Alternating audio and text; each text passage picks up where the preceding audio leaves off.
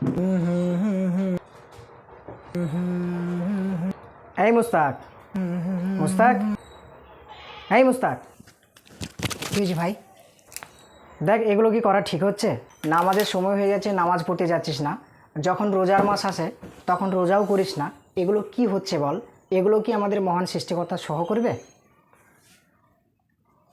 সামনে শুক্রবার থেকে নামাজ পড়ব। দেখ তোর ভিতরে শয়তান ঢুকে পড়েছে, যার জন্য এই কথাটা বলছিস।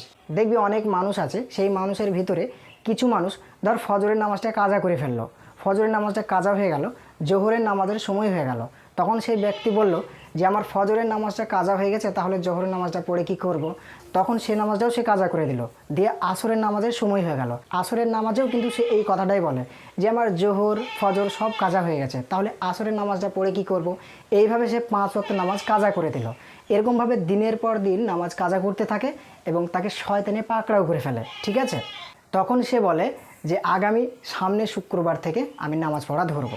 আচ্ছা আমাকে বল, সামনে শুক্রবার অবধি তুই বেঁচে থাকবি, এটা তুই গ্যারান্টি দিতে পারবি? না। পারবি না? তাহলে তুই কিভাবে গ্যারান্টি দিচ্ছিস যে তুই সামনে শুক্রবারে নামাজ পড়বি? ওকে ভাই, আজকে থেকে আমি নামাজ পড়া ধরবো। হ্যাঁ, এখনও সময় আছে ভাই, তুই ফিরে আয় মহান সৃষ্টিকর্তার দিকে।